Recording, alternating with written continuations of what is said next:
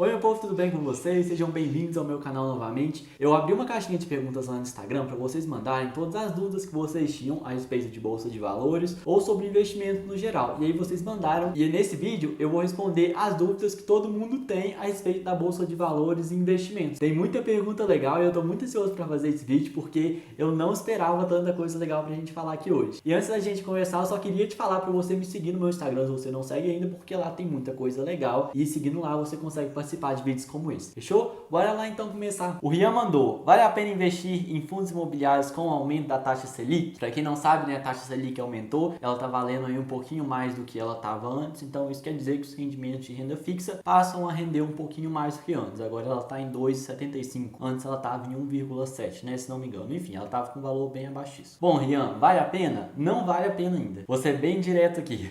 Enquanto a taxa Selic tá rendendo 2,75% ao ano, a média de rendimento dos fundos imobiliários está em 6% ao ano, então é mais que o dobro da taxa Selic, mesmo após ela ter esse aumento. Fora que toda vez que a gente investe em um fundo imobiliário, os rendimentos de fundos imobiliários eles são isentos de imposto de renda, então daquele lucro que você recebe, você não precisa de pagar nada para a Receita. Já em qualquer outro rendimento de renda fixa, como os CDBs, os LCIs, o Tesouro Selic, que estão ali atrelados à taxa da Selic, né, e a taxa do CDI, que é basicamente a mesma coisa, eles têm incidência de imposto de renda sobre o lucro. Então, por mais que ela renda ali 2,75, sobre o seu lucro você ainda vai ter ali 20% de imposto descontado ou 15%, dependendo ali do tempo que ele ficar investido. Então, ainda vale a pena investir em FI, vale muito a pena, tá rendendo o dobro que a taxa Selic. E para não valer a pena, a taxa Selic vai ter que subir muito mais e valer um pouco a mais do que os rendimentos dos fundos imobiliários, por conta do imposto que é descontado ali dela. A Girlenina perguntou: quais as vantagens e os riscos de investir em debêntures? Bom, para quem não sabe o que é debêntures, né, é tipo um tesouro direto, um CDB, só que ele é emitido pelas empresas privadas. Por exemplo, a Ambev está precisando de dinheiro para fazer alguma operação dentro da empresa. Aí ela emite uma debênture, que é um título de dívida, e ela vai falar: olha, me empresta esse dinheiro e aí eu vou te pagar uma taxa de juros sobre esse dinheiro. Então essa operação, né, de pedir dinheiro emprestado e de emitir esses títulos são os debêntures. E quando você investe em um debênture, você está emprestando seu dinheiro para aquela empresa. E aí qualquer empresa privada aí pode abrir. Inclusive, tem até empresas que estão na bolsa que emitem debêntures para as pessoas emprestarem dinheiro para elas. Quais que são as vantagens de investir em debêntures então, Nina? A primeira vantagem é que o rendimento das debêntures geralmente é maior que as outras rendas fixas, porque as empresas colocam uma taxa maior para as pessoas quererem emprestar mais dinheiro para elas e não investir em outras rendas fixas. Então, por isso, o rendimento dele às vezes é maior e você consegue ganhar um pouquinho mais. E o ponto negativo da debênture é que ele não é protegido pelo FGC. Então, se a empresa quebrar, você não tem nenhum órgão que te garanta aquele dinheiro que você emprestou para ela, sabe? Aí é por risco e responsabilidade sua. E é basicamente isso. Ao mesmo tempo que você tem um rendimento maior, você tem ali um risco maior da empresa quebrar. Então, caso você vá investir em uma debênture, né, se preocupe em pegar empresas sólidas e que você ache muito difícil que elas quebrem. Como, por exemplo, a Ambev, né? A Ambev é uma empresa enorme e é muito difícil da Ambev quebrar e não te pagar. Assim como tem várias outras empresas aí que são seguras e que são sólidas no mercado que estão com um risco muito pequeno de quebrar e não conseguir pagar sua debênture. Esse aí é o ponto de atenção. E para quem não conhece debênture, né, elas geralmente ficam disponíveis na aba de renda fixa da corretora. Então, se você abrir na aba de renda fixa da corretora lá, se tiver alguma debênture disponível, elas vão aparecer lá para você dar uma olhada, investir e tudo mais.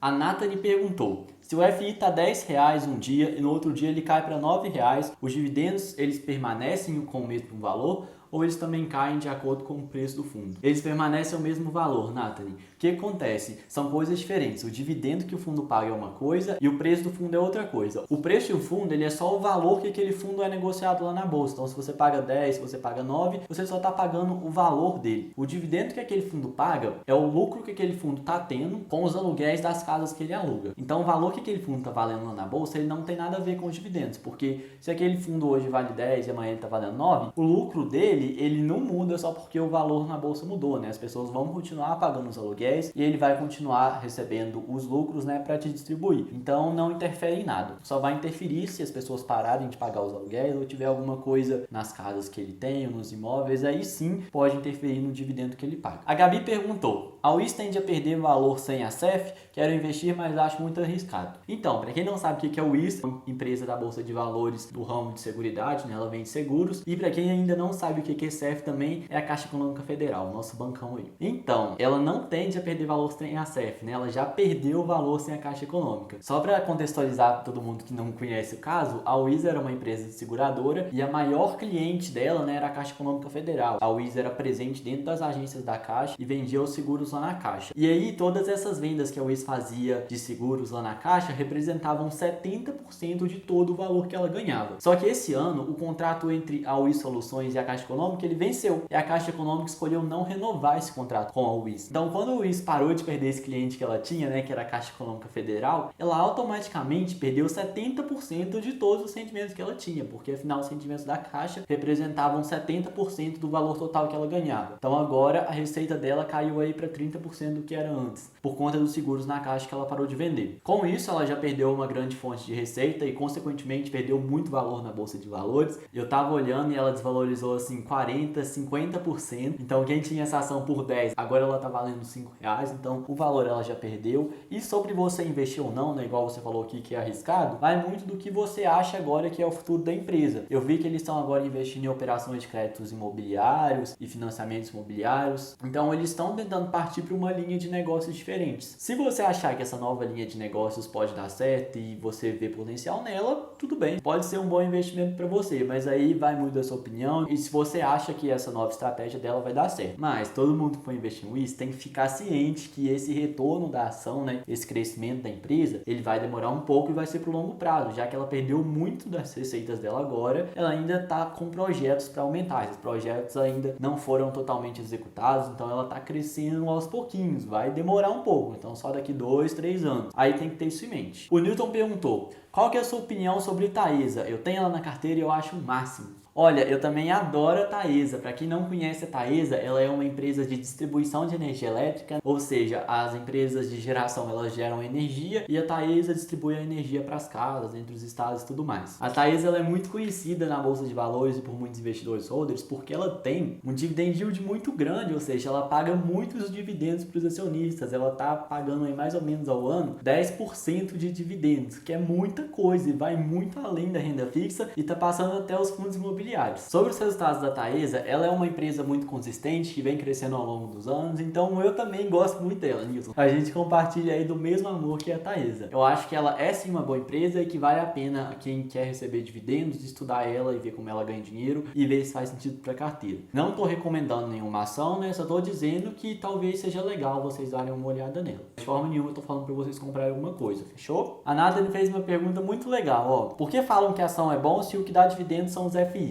Também já me questionei a respeito disso. Mas o que acontece? Não são só os FIs que dão dividendos, viu? As empresas elas também dão dividendos. Inclusive elas são obrigadas a distribuir pelo menos 25% do lucro delas ali anualmente sobre dividendos. O que acontece? É que os fundos imobiliários eles têm o costume, né, de distribuir os dividendos mensalmente. Então todo mês você vê ali os dividendos caindo na sua conta. Já as empresas elas não são obrigadas a distribuir os dividendos mensalmente. Elas podem distribuir anualmente, semestralmente. Depende muito de empresa para empresa. Então às vezes a empresa ela distribui sim dividendos, só que a gente não acaba vendo tanto assim porque eles caem só em períodos específicos do ano. E geralmente os dividendos das empresas tendem a ser menores ali que os dividendos dos FIs. Mas por que falam que uma ação é boa então, já que ela não paga tantos dividendos assim, né? Porque a ação ela tem um potencial de crescimento muito maior que o potencial de crescimento dos FIs. Você compra uma ação hoje por R$5, se essa empresa for tendo ótimos resultados e for crescendo e ganhando mais mercado, essa ação de R$5 hoje, ela pode passar a valer 7, 8, 10, 20, 30 reais. Ela pode aumentar o seu patrimônio em uma escala muito maior que a dos FIs. Então, além de você ganhar com dividendos, você ganha ali na valorização da ação. Já nos fundos imobiliários, eles se valorizam, mas eles não se valorizam tanto assim. Se você comprar um FI hoje por R$100, é muito difícil dele chegar a R$200. É quase impossível. Então, você não vai ter uma valorização assim tão grande quanto na valorização das ações. Por isso que muita gente fala que a ação é bom, porque além de você ganhar com dividendos, você também ali ganha com a valorização valorização da cota, que aí não tem nenhum limite, sabe? É infinita dependendo do resultado da empresa. Outra pessoa mandou aqui, como conferir os dividendos recebidos pela corretora Clear. É só ir no extrato, clica no menu lateral, vai na opção de extrato e aí vão aparecer todos os dividendos que você recebeu. Tem um vídeo de corretora Clear também que eu posso deixar em algum lugar aqui embaixo para vocês clicarem e olharem como que olha isso. Outra pergunta muito legal da Nathalie Santos. Eu adorei que a Nathalie mandou várias perguntas. Ó, você tem alguma ação na carteira desde que começou a investir? Então, quando eu comecei a investir, eu tinha uma mentalidade mais de trader e de swing trade, sabe? Às vezes eu comprava uma ação, eu esperava ela valorizar um pouquinho e vendia.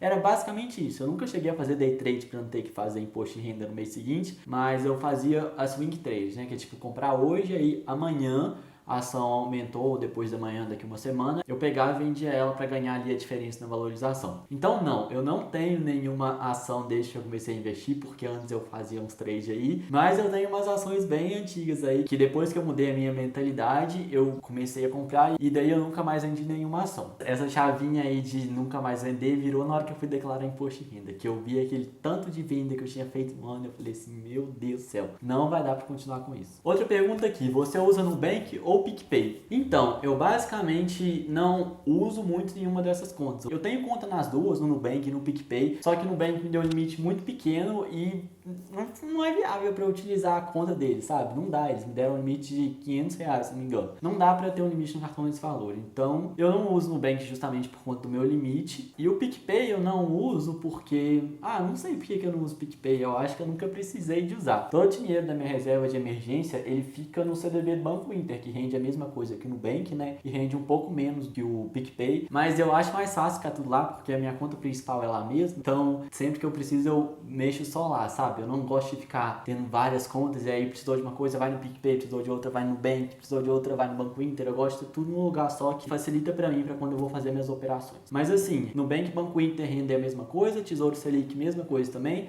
O PicPay tá rendendo um pouquinho a mais ali que o CDI. Mas assim, é uma diferença tão pequena, sabe? Que pra mim, de verdade, não faz diferença. Até porque o dinheiro que eu deixo em renda fixa é um dinheiro muito pequeno da minha reserva de emergência. Então, mesmo que rendesse mais, vai ser tipo 10, 15 centavos a mais. Que também não faz muito sentido, sabe? Ter esse trabalho todo. E por último, pra gente encerrar esse vídeo, eu vou responder uma última pergunta aqui que me doeu no coração quando eu li essa pergunta, porque, enfim, vou ler pra vocês, ó. Você pode falar um pouco sobre o patrimônio, ele é dinheiro, qual que é a importância dele? Eu fico falando sempre sobre patrimônio, né, só que eu esqueço que todo mundo que me assiste às vezes não faz faculdade, né, de contabilidade, ou então não tá muito acostumado com esses termos contábeis. Eu, às vezes, fico pensando tanto nisso que eu acabo saindo da minha boca sem querer, e às vezes eu esqueço que tem que dar uma resumida, né, foi mal, desculpa aí. Mas o que é o patrimônio? Na contabilidade, patrimônio é basicamente tudo de uma empresa, sabe? Tipo, os bens dela, ou seja, o dinheiro em caixa, os imóveis, enfim, todas as coisas de valor que aquela empresa tem, os direitos que ela tem, né? Ou seja, todas as contas que ela tem a receber e as obrigações, ou seja, todas as contas, todas as coisas que ela tem que pagar. Então, isso é o patrimônio, tipo, os bens, tudo que ela tem, os direitos, tudo que ela tem a receber e as obrigações, ou seja, todas as contas que ela tem que pagar. Patrimônio em geral. Às vezes eu falo muito, mas não é o patrimônio, é o patrimônio líquido. O que é o patrimônio líquido? É a diferença entre todos os bens e direitos, né? Ou seja, todos os bens de valor da empresa, todo o dinheiro dela, todos os bens que ela tem a receber, menos as despesas. E aí esse valor ele dá o patrimônio líquido, que é o dinheiro ali que ela realmente tem, sabe? Ele unicamente não tem nenhuma serventia assim pra eu te falar sobre, né? Pra que ele serve? Não serve pra nada, ele é o patrimônio, sabe?